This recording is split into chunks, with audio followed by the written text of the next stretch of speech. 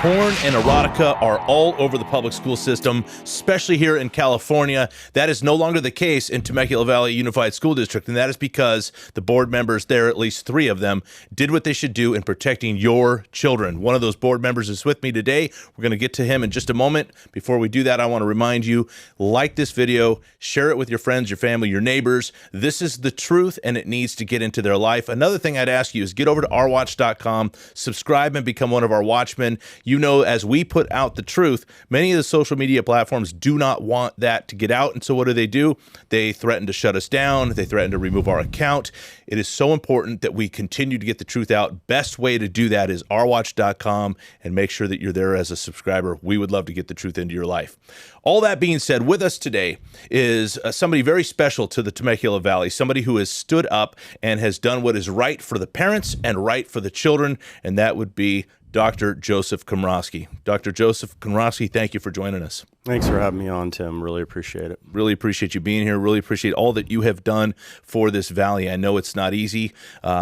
You've been under a lot of attack, but you have you've stood up to the calling that God has on your life, and you and your family have taken a lot of hits, but you guys are remaining strong in the Lord, and we appreciate you. Yeah, indeed. Thank you.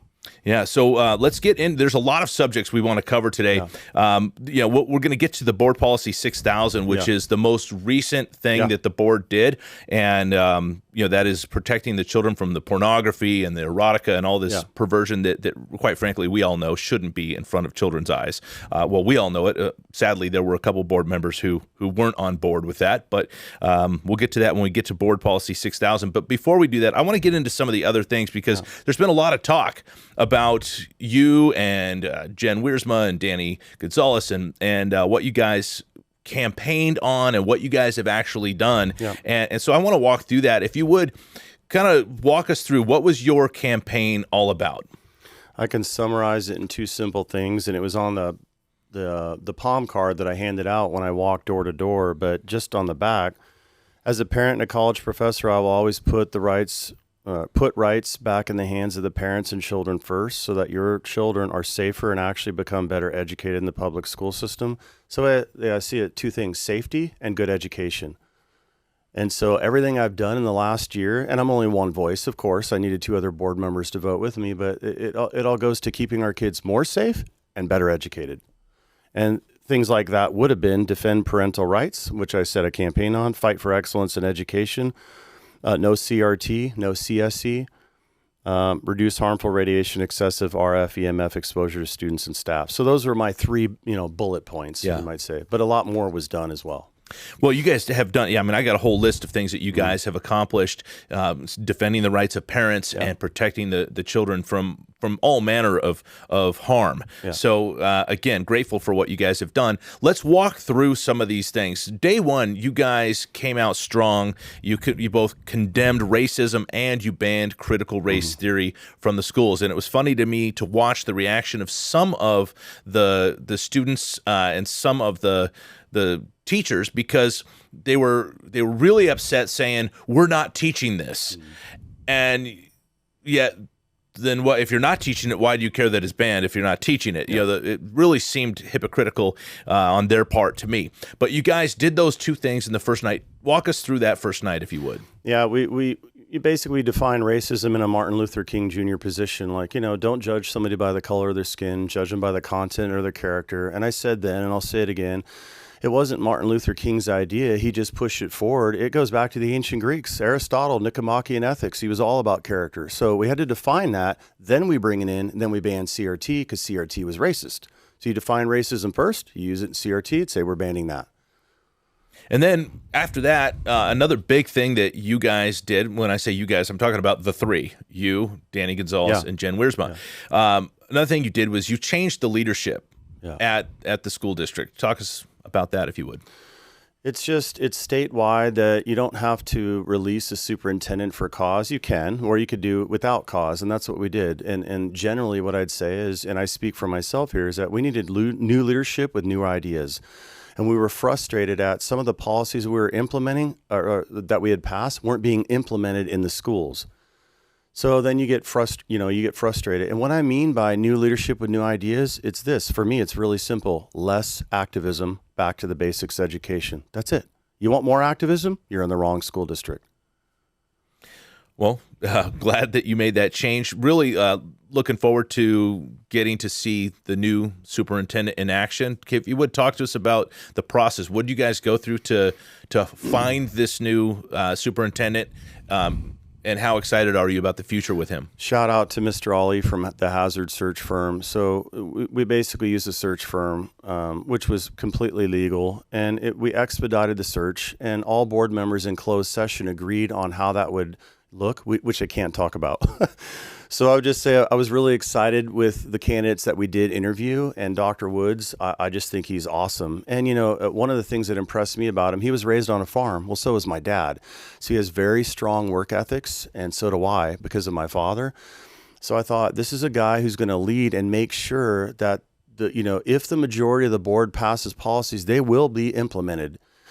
And not only that, but he's a hustler in the sense that he believes that it's more important than, just sitting in meetings, at the district office. He's out in the schools, he's meeting people, and he's forming those relationships. He's hitting the ground running. So that's what impressed me. And I feel very, very confident, full faith and confidence in him going forward, working with him.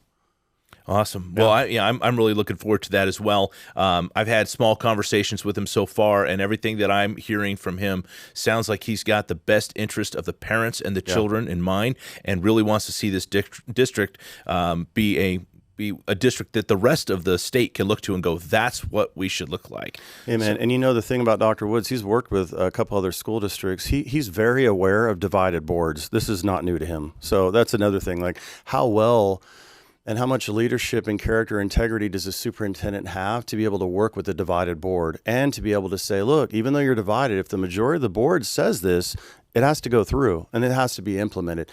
And so that's where you need strong leadership, which he has. Yeah. Well, it takes strong leadership to make those strong, difficult decisions. And one of those decisions, and I say difficult, to me, it's a no-brainer, really. But you guys came up with a parental notification policy. Yeah. And when I say you came up with it, obviously it was the brainchild of Assemblyman Bill Asaley initially. And I want to give him full credit for that because he well, let me have you. Why don't you walk us through how did that whole thing lay out, and what is this parental notification policy? Bill Asaley, he tried to pass it at Assembly. They wouldn't let him read it. So he was active in Chino, and he worked with Chino. Now, at that time, Jen and myself, we had already had a parental rights notification fully laid out. We worked on it very early in the year with Mary Barkey up in Orange County, and we already had one ready to go. And then we found out, well, their parental notification was a little bit more detailed as far as, if somebody has a biological boy identifies as a girl, goes into the locker room. We didn't have that on ours. And we were like, okay. So we kind of held out and we used the Chino version with a little bit more modification. So for me, I thought, well, I campaigned on parental rights. And if the kids are going to publicly confess what they're doing, there's no ousting transgender community. All that was a bunch of garbage because that's the narrative that the liberal left wants to run against us. And we're like, wait a minute, man. What about the parents knowing? You're saying that the schools could know, the teachers could know, the admin could know, the whole class could know, but not the parent? No. So that's where we made a stand, and the majority of the board saying, look, the parents should be first, the first priority in that child's life. And if the school is going to hide that from the parents, no way. So that's how it all went down with us. And that's my reasoning on why it was important. Now that this policy has been passed and, things are moving forward, do you think this is going to be implemented seamlessly? Are you getting any backlash from parents or teachers? It's a really good question. So we have, we had the lawyer from Chino. He gave a presentation at CSBA, the conference we just did in San Francisco, and he walked through it very eloquently, him and his lawyer staff, and he said there's three cases. There's Chico, there's Chino, because Bonta slapped a, what's that called, an injunction against Chino, so their policy is not able to be enforced right now. But no other district has been slapped with that injunction, just Chino. And so he made it really clear there's another lawsuit from a federal judge in Escondido that basically said, it's illegal to have teachers hide information from the parents. So with those 3 lawsuits, he said, we're not going to know until this plays out. We're not going to know for about 18 to 20 months. And he said, basically, the other school districts, there's Marietta, there's Orange, there's, of course, Temecula. We still have our policy in full effect. So you might say it's an evolving dynamic situation, but those 3 lawsuits are very important if parents don't know. Chino, Escondido. And right now, we have our policy in effect. Now, will it be implemented? 2 days after we passed it, a boy at one of the middle schools identified as a girl went into the girls' locker room, and that changed very quickly. Some the admin behind the scenes took care of that. The parents were notified, and I didn't really get involved in it. I'm just saying that's how quick something like that happened right after we passed our policy. Were we being tested? I don't know. That's an important policy to have. Absolutely. Like I said, common sense, right? Parents are the parents. They have the right to direct the upbringing of their children. Who is the school district to withhold these things from the parent? Indeed. So. And, it's one of our priorities that the community itself, comprised of the parents, it's a huge bridge that the district should be involved with, constantly outreaching to the parents and forming that diplomatic relationship. And that's what we want. We want people to feel empowered coming to our school, trusting our admin, trusting our teachers. Right. And that's where the parental notification makes it easier. So you condemned racism, banned critical race theory on the first night. You've changed the leadership. You implemented a controversial issues policy. Talk to me real quick about that, if you would. So this is, I like something like this because as a professor, when I teach logic, I'll bring controversial debates into the classroom, and sometimes it triggers people. They don't want to hear about a certain subject. And I'm like, yeah, but there's a side for, there's a side against. There's also this brilliant thing called suspended judgment where you don't have a position. You just want to hear about the controversial issue. You're not really decided. So with those 3 positions, we created this policy. Placentia Yorba and Linda had something like it. I brought it up to admin. It turns out they had an informal controversial issues policy.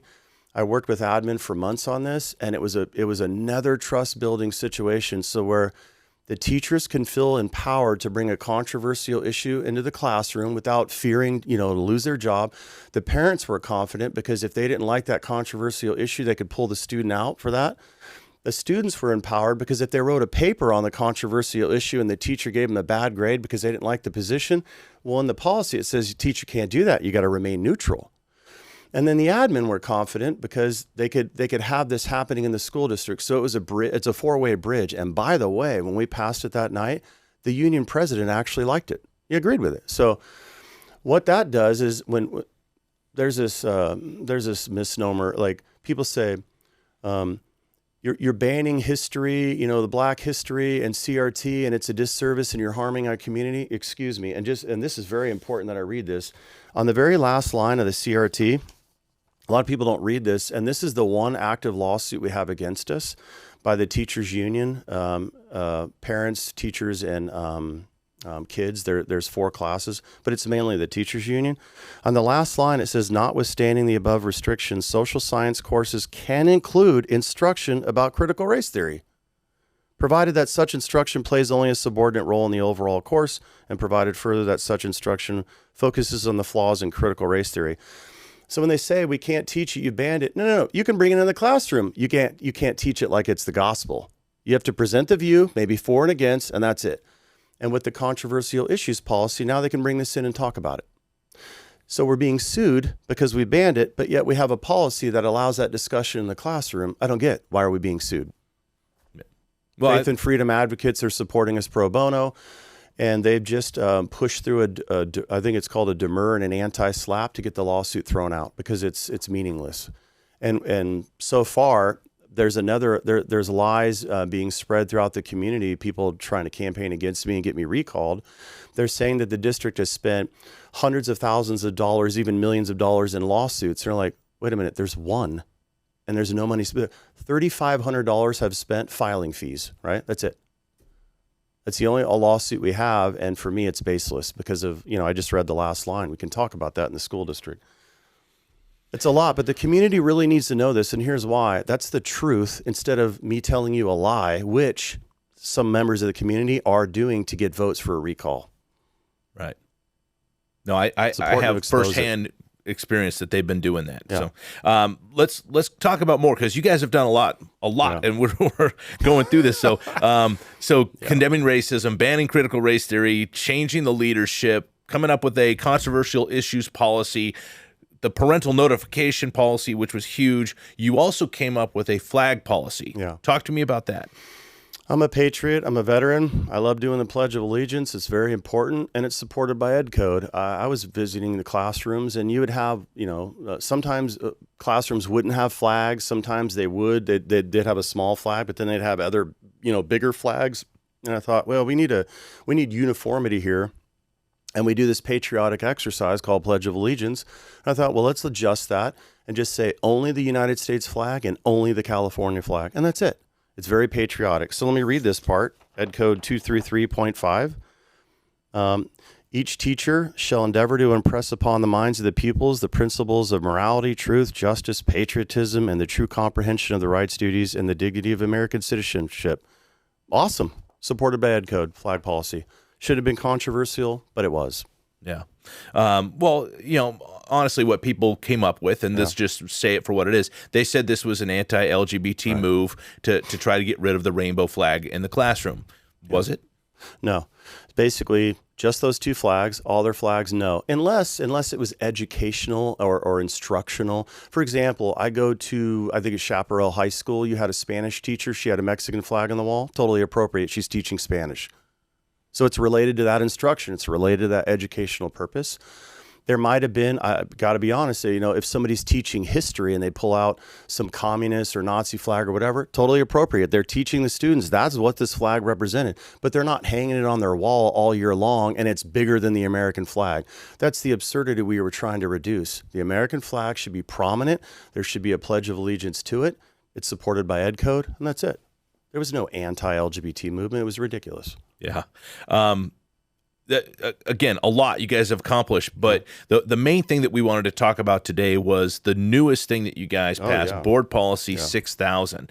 This is, in my mind, next to the parental notification policy, which is huge, this policy, Board Policy 6000, was a campaign promise fulfilled by all three of you. Yeah. So talk to us about this policy. So there's five key words we wanted to eliminate, and the central word that was important was pervasive. So if you don't mind, I'll read it. I'll just read the paragraph because it's really important. The district's education program, including all of its instructional materials, shall also comply with legal requirements and shall not include pervasive pornography, erotica, graphic descriptions, or depictions of violence. That was actually taken off because you got to be able to cover World War II. There's a lot of violence in there, so we understood that. But what we're really trying to go after is sexual violence, inappropriate vulgarity, or profanity or other obscene material. Who doesn't want that stuff out of the schools? People that want that in, and I made it clear on the dais, you might be a groomer. And people are like, oh, and they're yelling, and I'm like, no, we're going to do a little critical thinking. Let's define what that is. A groomer does want your kid to be desensitized and have this normalization of this sexualization in the classrooms or with supplemental material. And if you want that, you're in the wrong school district, because the majority of the board has decided we don't want obscenity, pornography, erotica, vulgarity. Why? It doesn't help a student graduate, and it doesn't help a student flourish in the real world. And again, it goes back to the basics. And the two things that I campaigned on: is it safe for the kids, and is this a good education? And those, when you have pervasive, those five definitions, it's neither safe nor good for their education. That was my stand, And it's a big deal because there's some pretty vulgar material right now. In the Chaparral Library, we have a book called Push. If you read from that, it'll make your stomach turn, where it's very pervasive, the F word, it's very graphic descriptions of sex. But here's the important thing. Me and Jen worked on this for many months in subcommittee with the district, and we have a really awesome rollout of what we'll call a rubric, to where a teacher can flag a book like, hey, this supplemental material, or what I had previously in my curriculum can be flagged due to this policy, so we're not going to have that anymore. But what we've made clear is this won't start to the beginning of the new year because some teachers have had stuff in their curriculum that you might say crosses this threshold, but they didn't do it intentionally. Let me give you an example. Oedipus Rex. It's a Greek tragedy where this guy sleeps with his mom and kills his dad. Like, wait a minute, whoop, there's a sexual act right there. Yeah, but it's not pervasive. They're not talking about the actual sexual act with his mom. It's just a statement. It's a Greek tragedy. We don't want to lose material like that. We don't want to lose To Kill a Mockingbird. We don't want to lose some of the classics. So that's why that word's very pivotal. And what we want to do is give teachers a chance to recalibrate their curriculum. And here's why it's really important. There's 3 distinctions. There's curriculum, supplemental material, and library books. It could be that a parent says, I don't want my kid reading from that book, but other parents do. There's a part in the subcommittee work we did where we say, we won't ban the book from the district, but your child will never have access to it. But then we will have a part where that book's banned because it's really crossing the threshold so bad. And we're going to see how that plays out, after February. But there's a lot of work being done. So you might say we pass this policy, but it doesn't go into effect till the beginning of the new year. And it gives me and Jen plenty of time to continue the work with subcommittee to remove pornography and keep the books that we want. So you guys have implemented this policy now. What's been the response so far? I know it's only been a few days, but what's been the response on both sides? I actually haven't heard any. I don't follow social media, so I don't really know. I'm on some Telegram apps once in a while, but I actually don't know. But I will say that a large majority of the community, even in the LGBT community, they don't want this kind of garbage, especially K through 12. Like, there's a time and place. You want to teach your kids this, do it at home. It's not going to be in our school district. So I actually don't know about the pushback yet. I know this. There's been a tremendous amount of support. Yeah. Because I've had people calling me, emailing me, so excited to see that you guys did what you did. And it really is, it's so important to our community that we elect people that run on certain promises and that they actually carry out those promises. Yeah. They actually do what they say they're going to do. Yeah. That is something that you have done, and it's been a huge blessing to the Temecula Valley. You wanted to talk about something else? Yeah. When I went to the door, I was diplomatic. I said, hey, I don't know if we have, I've heard we've had some books that are trying to sexualize our youth, and I'm not sure. But if we have them, I'm going to do whatever I can to get those books out. And then when I come in and then I find out we actually do have some of the books, including Angels in America, where that teacher was under investigation. Like, look, that is a very pervasive book. It's flagged by all 5 definitions. So now we have a policy where we can actually let that book go because it's not good for our kids. It harms them. So when people want to talk about book banning, yeah, they can use these trigger words, whatever they want. And we'll have people like Thurman from the state, pushing down these kind of books. But again, what's really important is local control. Here in Temecula, this is the way we're going to run our school district. You guys do whatever you want at the state level, but here, we don't want that in our schools. And so, yeah, Angels in America, that was a big trigger point when that teacher came forward. And then I just started reading books off the dais as well to get the community involved. Because here's the thing, Tim, it's not necessarily that that I can remove the books. It's the parents have to speak up. They are the most important people in their children's lives. They have to come forward and let us know what's happening, and then we'll deal with it accordingly. I talk to a lot of school board members that are similar to your way of thinking, and the number one thing they tell me is, look, Tim, I want to do something, but parents aren't coming to me. They're not letting me know that these issues are happening, and because of that, they'll go to a board meeting and people want them to do something, but they're saying, what evidence do I have? There's nobody comes to me. So, is your door open? Can parents, when they see these issues happening, can they reach out to you? Absolutely, and that's what I encourage. What I say is, hey, if you're going to complain, please put an email to me. If you don't, you're going to text me. I'll be your moral support. And I'll pray for you behind the scenes, and we're just moving on. You want something done? Put it in an email. I'll forward it to the superintendent. Now, praise God, we have Dr. Woods. And we say, look, something happened in the classroom. My child was exposed to X, Y, and Z. We now look at our board policy and the work behind the scenes, the administrative regulative part of it, where we have this rubric, it could be enforced, and say, oh, okay, it turns out that we can help you fill out this form. Your child won't be exposed to that, no problem. Or, yeah, that book's being pulled from the district. So we have a mechanism in place, thank God, to protect these children, but the parents just got to speak up. Just let us know. And if there's nothing wrong, great. We have a nice school day. Everybody's happy. Right. That's what we want in the end. We just want a school district to run, the kids play. We want their innocence to be intact, to get them to be well educated, and we just keep it rolling. So when you got elected and you got sworn in, from day one, you've been under attack, you and your entire family. And you even under all these attacks, you still have managed to make good on your campaign promises. You have done what you told the parents in this valley you would do. But it didn't come without cost. If you would, share with us a little bit about how you've been attacked, and really, because this could be a huge distraction when your focus should be on, let's make sure the school district's running the way the school district should, to protect the parents' rights, to protect the children's innocence, and make sure they're in a safe environment. There's been all this distraction. Talk to us about that. The first attack that came out is somebody anonymously went after my dissertation and said I plagiarized it. I'm like, and my wife goes, "Hey, have you heard about that?" I'm like, "No." I'm like, I'm not going to worry about it. Well, guess what? That person reported me to my university, Claremont Graduate University, said, "Hey, plagiarized his dissertation." I'm like, "You got to be kidding me." I had to go through an investigation because they said, "Look, even though this might be false, we have to go through this, investigative chain." Took months. Turns out, guess what? My dissertation's still intact. That was the first attack on me. They wanted to remove my doctorate. And I'm like, I can't believe this stuff. The person was anonymous. He won't report his name publicly. We know who he is, though. We know. Second attack, academic senate president at Mount Sac, where I'm tenured, attacked me behind the scenes by CCing 25 people, like president, deans of humanities, all the LGBT department, diversity, equity, inclusivity department, basically blowing me away because he read the LA Times where I called Harvey Milk a pedophile and the Governor Newsom attacked me. So he attacked me behind the scenes, basically saying if I was a student, I wouldn't feel safe in Dr. Komrosky's class. And I thought, you got to be kidding me. So I went through the appropriate legal channels and I said, look, I just want him to issue an apology. This is unprofessional. Nothing ever happened. They said, no, he didn't do anything wrong. So these attacks are real.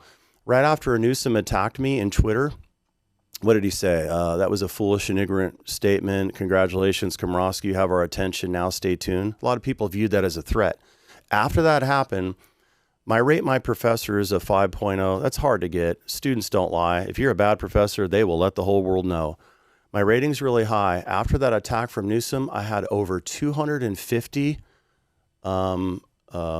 hateful slurs on that website in just a matter of a week or two, where I'm a racist, I'm a pedophile, I'm a bigot, on and on and on. I hate the LGBT community. Every single day they were blasting me. So the attacks were real.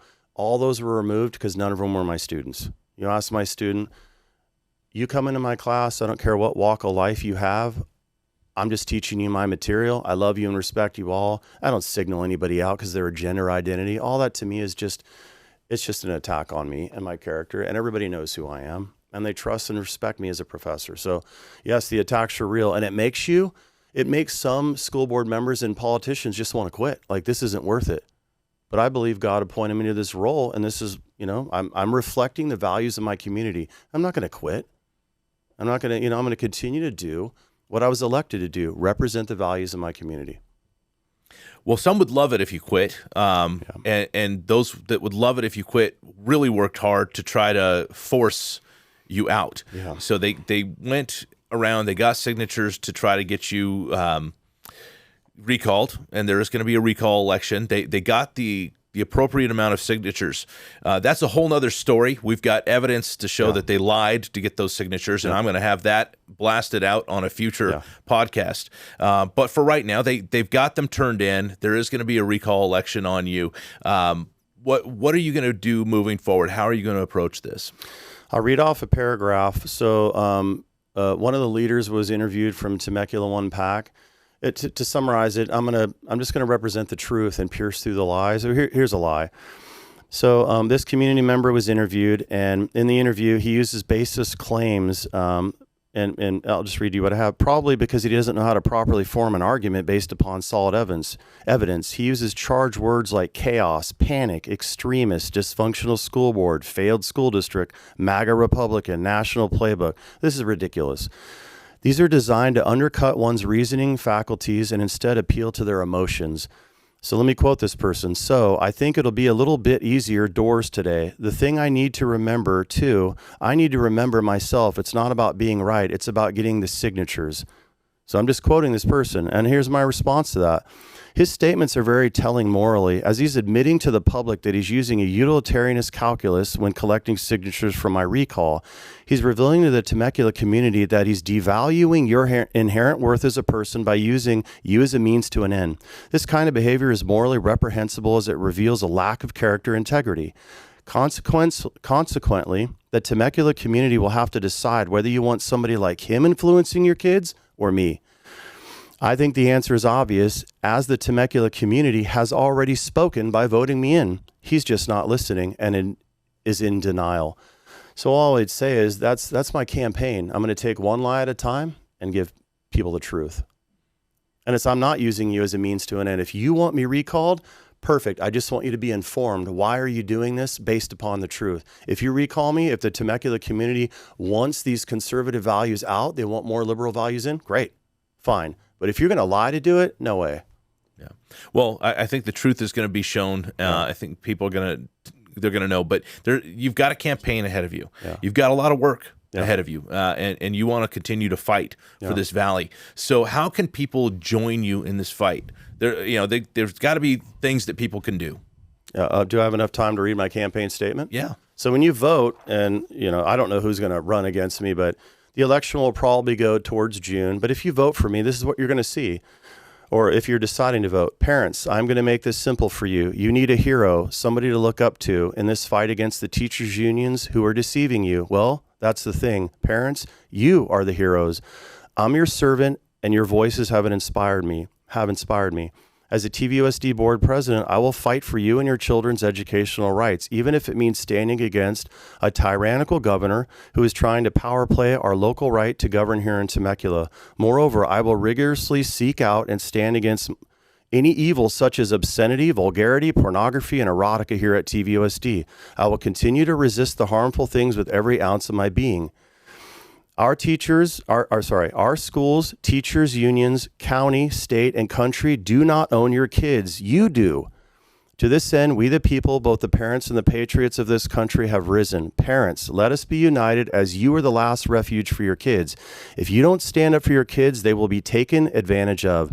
Therefore, be brave for them and protect their innocence. Vote no on this asinine recall. Dr. Joseph Komrosky. So if you want to support me, go to my website, Dr. K for TVUSD.com. I'll be accepting donations. I got to go get my campaign count, back up and running. Probably take a week or two. That's it. Just campaign. All right. So phone calls, door to door.